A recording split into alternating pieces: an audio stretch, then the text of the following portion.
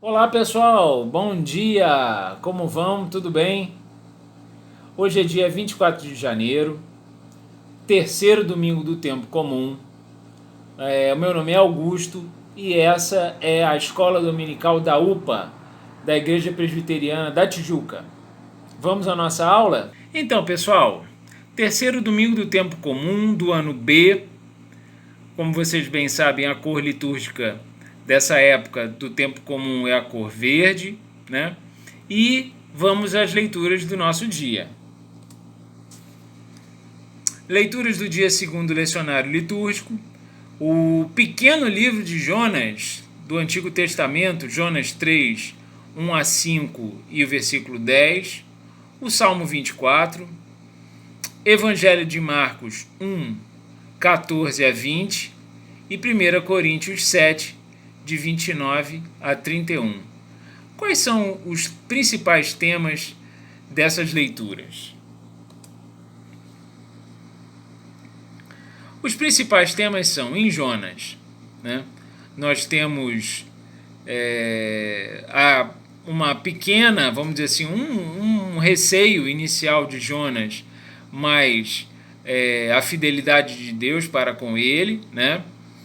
Deus envia Jonas para pregar em Nínive, mas Jonas está convicto, ele diz para ele mesmo, né? Ainda 40 dias e Nínive será subvertida.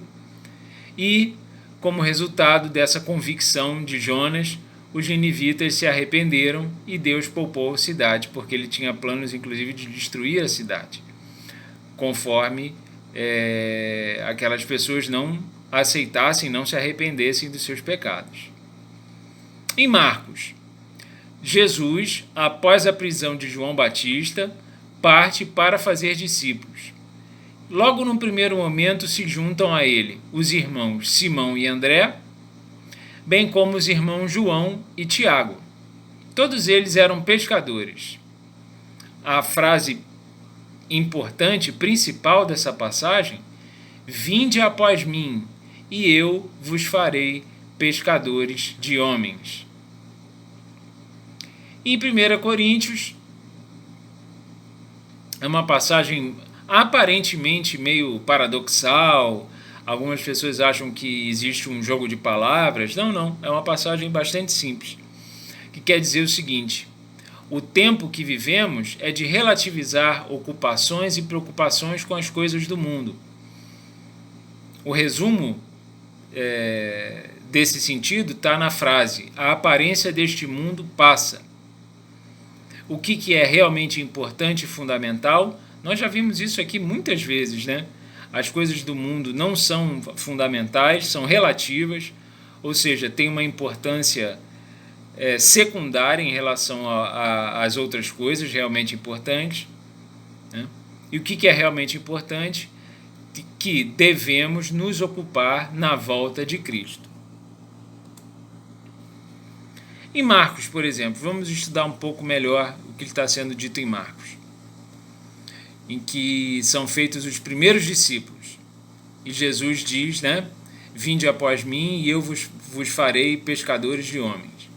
Jesus estava prometendo treinar aqueles homens para uma tarefa tão honrada que, como sabemos, é somente pela graça de Deus que um homem pode tomar parte dela.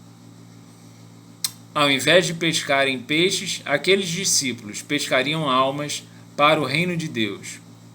O texto diz que, imediatamente após o chamado de Jesus, eles deixaram as suas redes e o seguiram. O que é muito importante e fundamental nesse texto? Que Jesus diz que nos ensinará a pregar, nos ensinará a levar a boa nova. É difícil levar a boa nova? É difícil, mas não como se pensa que é difícil. Em primeiro lugar, porque Jesus nos ensina o que ele acabou de prometer, e como nós sabemos, é a graça de Deus que nos habilita a levar o Evangelho. Então nós estamos duplamente baseados e informados, né, para fazer isso. Por um lado, nós temos o ensinamento e o exemplo de Jesus, E por outro, nós temos a graça de Deus que nos habilita, né? Que prepara os ouvidos, né, do que temos a dizer, prepara o nosso coração com as palavras certas, né?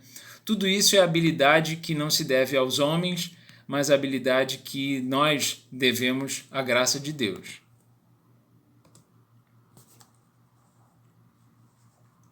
Se unirmos o que dizem os versículos de Marcos e o versículo de Coríntios, nós temos o seguinte: os assuntos do mundo são menos importantes que estarmos prontos para a volta de Cristo. Lembre-se, evangelizar é a missão dada por Jesus. Segundo as preocupações do mundo, falar de Jesus pode ser visto como difícil e como algo que não é urgente, que pode ser feito depois, amanhã. Mas, segundo as Escrituras, é o mais importante que temos a fazer como discípulos de Jesus. É urgente.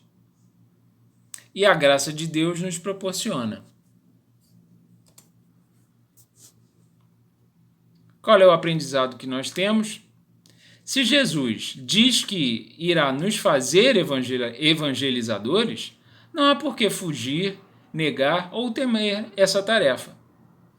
Por obra do Espírito Santo, somos evangelizadores, ao mesmo tempo em que nos aprimoramos em ser imitadores de Cristo.